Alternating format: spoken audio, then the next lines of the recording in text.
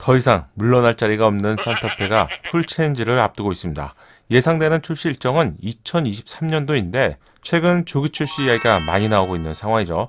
산타페 역사에 있어서 지금이 가장 초라한 시간이라고 할까요? 산타페는 최근 하이브리드 엔진과 2열의 독립 시트가 달린 6인승이라는 극처방을 내놨지만 시장의 반응은 냉담하기 때문인데요.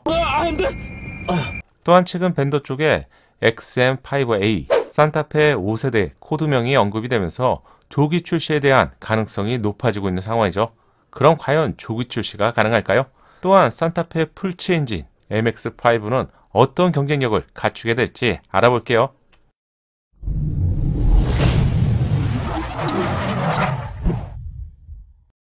안녕하세요, 연목구름입니다. 산타페는 현대차를 대표하는 SUV죠?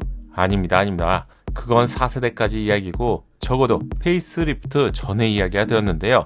현재는 과거형이라는 것이 정확하겠죠. 탐켄치를 닮은 산타페 페이스리프트는 누구의 취향에 따른 것인지 디자인은 페리 이전까지만 인정해줄 수 있는 그런 분위기죠. 억지로 틀에 맞추려는 디자인 공식만 집중해서인지 대중에서 멀어지게 되었고 자연스럽게 관심까지 잃게 되는 그런 분위기예요. 작년도의 판매량을 보면 중형 SUV 부동 1위를 차지했던 산타페가 정말 맞나 이런 생각을 할 정도인데요. 소렌토 차량은 69,934대를 판매하는 동안 산타페는 41,599대를 판매했습니다. 격차만 28,335대인데요. 약 3만 대에 가까운 범위죠. 그런데 대리점 수와 영업사원 수는 현대가 기아보다 월등히 많은 상황인데요. 어느 정도 심각한지는 이 부분 넘어갈게요. 이뿐만 아니라 작년 하반기에는 르노 삼성 QM6 판매량에 따라잡히는 모습도 보여줬습니다. 소렌토와 비교 불가한 판매량을 보여주고 있고요. 이 정도라면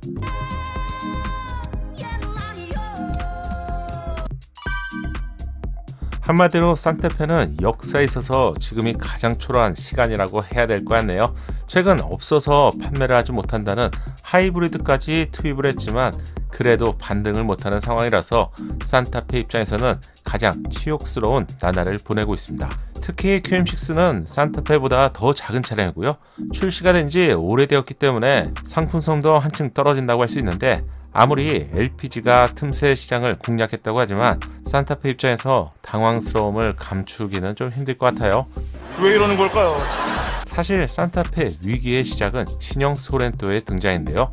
개성 있는 외모에 상남자 같은 묵직한 디자인은 많은 사람에게 공감과 인정을 받았는데요.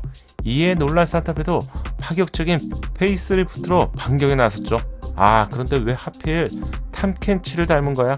공감과 인정을 받은 소렌토 차량과 다르게 지금까지 한 번도 겪어보지 못한 나락의 시간을 보내고 있는 비참한 상황을 맞이하게 되었습니다. 소렌토와 상품성에서도 큰 차이가 있는데 3세대 플랫폼을 적용한 소렌토 차량은 긴 휠베이스와 짧은 오버행으로 넓은 실내 공간을 갖추고 있죠. 하지만 산타페는 페이스리프트 통해서 3세대 플랫폼의 일부 요건을 갖추게 되었지만 패밀리에게 가장 중요한 실내 거주성은 소렌토만큼 개선하지 못했습니다. 실내 공간을 가늠하는 축구만 비교해봐도 쉽게 알 수 있어요. 준중형 투싼의 축구가 2755고요. 산타페는 2765, 겨우 10mm 정도의 차이가 있고요. 경쟁 차량인 소렌토 차량은 2815로 산타페와는 무려 50mm의 차이가 있습니다. 여기에 일찌감치 소렌토는 6인승 모델과 하이브리드까지 출시를 했기 때문에 지금의 판매량은 굳이 제조사가 아니더라도 누구나 예상할 수 있었던 그런 결과가 아닐까요?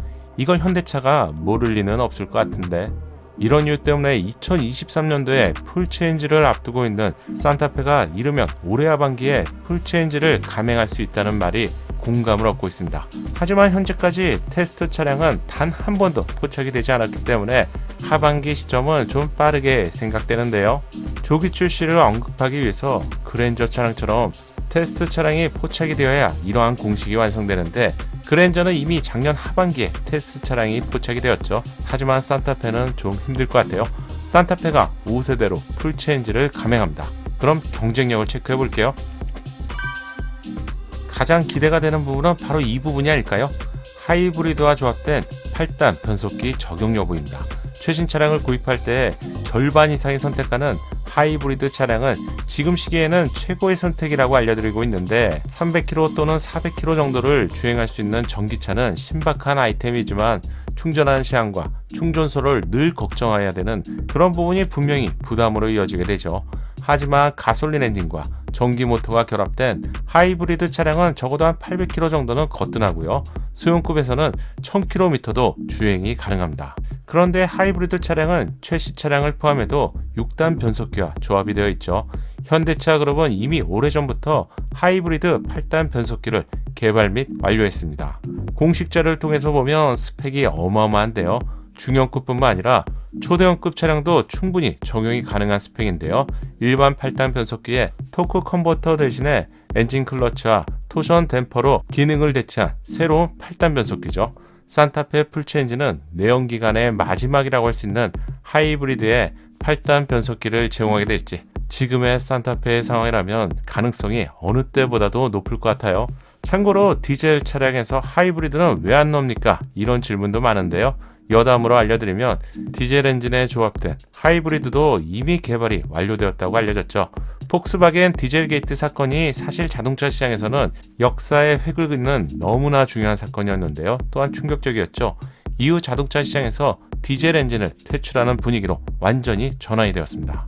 아마도 그것만 아니었다면 어쩌면 가솔린 하이브리드 차량보다도 훨씬 높은 연비의 디젤 하이브리드 차량을 지금쯤에는 많이 볼 수 있지 않았을까요? 다시 생각해봐도 디젤 하이브리드 차량을 만날 수 없다는 점은 좀 너무 아쉬워요. 사이즈는 예상해본다면 당연히 커집니다. 세대를 거듭할수록 커지는 것은 공식이죠. 하지만 여기에는 룰이 있는데요. 기아와 현대가 동급해서 비슷한 사이즈를 맞추고 있고요. 만약에 이게 깨진다면 동급이 되지 않기 때문에 미세한 범위에서 맞추게 되는데 경쟁 차량인 소렌토의 실내가 좀 더 쾌적하죠.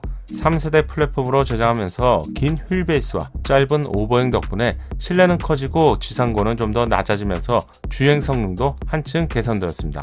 이런 차이로 축권은 무려 50mm나 차이가 발생된다고 알려드렸는데 이 정도의 차이라면 동급이라고 보기에는 아마도 상품성을 꼼꼼히 따지시는 분들에게는 비교하기 힘들 정도의 차이점이죠. 따라서 산타페 풀체인지의 전장은 소렌토 차량과 유사한 4800mm 전후로 예상됩니다. 맥스크루즈와 비슷할 것이라고 예상하시는 분들도 많은데 맥스크루즈는 대형급으로 4900mm가 넘어가죠.